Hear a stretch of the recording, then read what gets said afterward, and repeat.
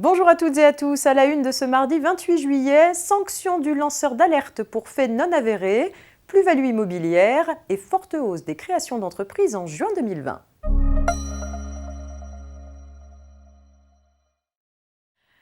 Et pour ouvrir ce JT, on s'intéresse donc à la sanction du lanceur d'alerte pour faits non avérés avec l'affaire suivante. Un salarié avait répondu à 2 avertissements en adressant au directeur de région des courriers dans lesquels il reprochait à l'entreprise des pratiques douteuses allant jusqu'à parler d'escroquerie ou d'abus de confiance.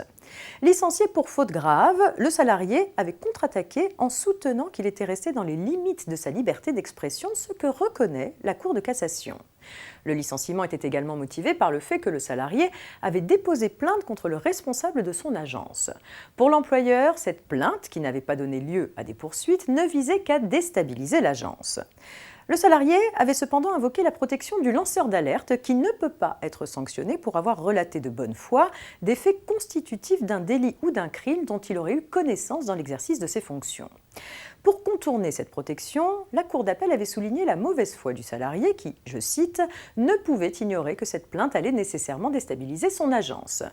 Mais pour la Cour de cassation, un tel argument ne caractérise pas la mauvaise foi. L'affaire est donc renvoyée devant une nouvelle Cour d'appel qui devra déterminer si le salarié a fait preuve ou non de mauvaise foi, seul élément sur la base duquel il peut éventuellement être sanctionné.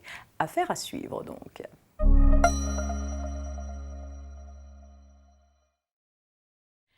On poursuit avec une petite histoire de plus-value immobilière.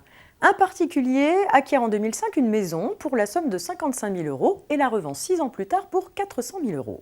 Il bénéficie d'une exonération de la plus-value réalisée au titre de la résidence principale.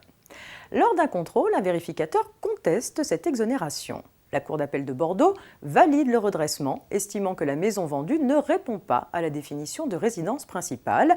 Le bien était initialement vétuste et avait été déclaré comme bâtiment en ruine pour la taxe d'habitation de 2008 à 2010. Par ailleurs, les relevés d'eau et d'électricité présentés ne correspondaient pas à ceux d'une maison habitée, ce qui avait été confirmé par le contribuable qui avait avoué ne l'avoir jamais occupée. Enfin, la maison avait été revendue avant que les aménagements intérieurs définitifs ne soient achevés.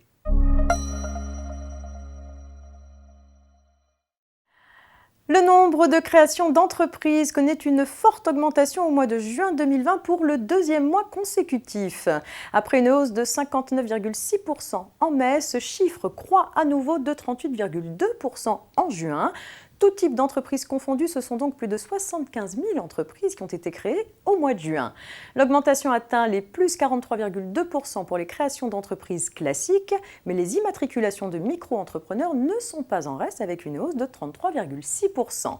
Avec de tels chiffres, les créations d'entreprises retrouvent leur niveau d'avant la crise sanitaire. C'est tout pour aujourd'hui, excellente journée et à demain, mercredi.